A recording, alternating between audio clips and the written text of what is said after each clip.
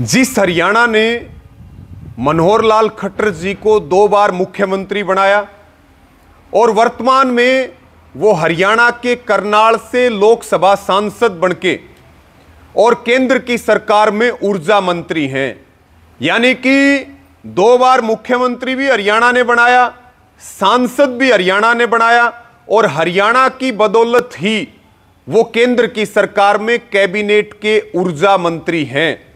लेकिन हरियाणा का बड़ा मुद्दा है high tension line, HT line के ऊपर आपने हम सब ने एक लंबी लड़ाई लड़ी है।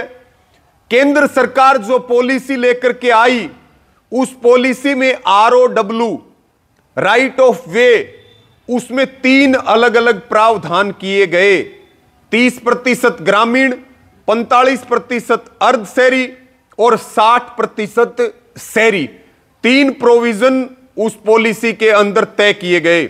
हरियाणा की बात करें तो जो तार जा रहे हैं, जो ROW है, वहां पर केवल 30% मिलता है, जबकि जिस दिल्ली में मनोहर लाल खट्टर जी बैठते हैं, उस दिल्ली में किसानों को 60% मिलता है। बहुत अच्छी बात है, 60% मिले। दिल्ली वाले भी हमारे भाई हैं, उनके लिए भी लड़ाई लड़ी है।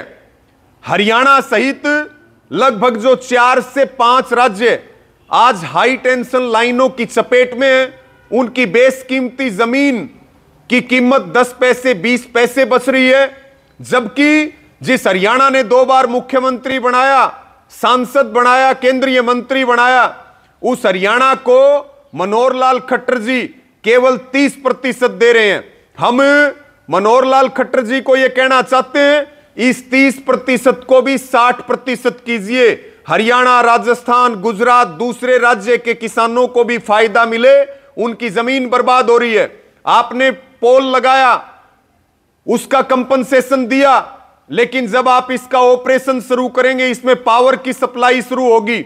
हम 30 से 60% के साथ साथ देश के जो केंद्रीय ऊर्जा मंत्री हैं मनोहर लाल खट्टर जी से यह भी निवेदन करते हैं कि वो 30 से 60% तो करें ही करें। ये 30, 45, 60 का खेल खत्म करके इसको 60% करें, और मैं तो ये कहता हूं सबके लिए 100% करें, ताकि किसान को कुछ नुकसान की भरपाई हो सके। और इसके साथ में ही हर महीने पैसा कमाएगी पावर ग्रिड, हर महीने पैसा कमाया जाएगा बिजली कंपनियों द्वारा।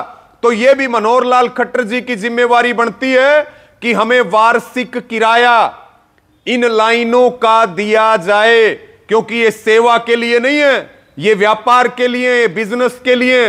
ये लाइन अडानी, अंबानी और टाटा की लाइनें, जिनको सरकारी का नाम दे करके किसानों की बेशकीमती जमीन को लूटने का काम किया जा रहा है। हमें यह उम्मीद है, यह भरोसा है कि जिस हरियाणा ने मनोहर लाल खट्टर जी को राजनीति में स्थापित किया, बड़े बड़े पदों तक पहुंचाया, वो उस हरियाणा की चिंता करेंगे, ये भेदभाव खत्म करेंगे। और मैं सबसे यह भी अपील करना चाहता हूं, कुछ एजेंट के तौर पे कुछ लोग इस लाइन में आए और उन्होंने आकर के हरियाणा को धोखा दिया।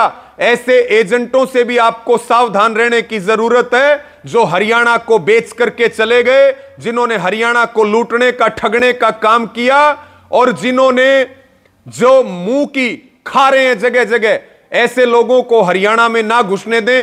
सभी से यही अपील और प्रार्थना है। हमें उम्मीद है मनोहर लाल खट्टर जी इस विषय पे ध्यान देंगे। सबका धन्यवाद। जय जवान, जय किसान।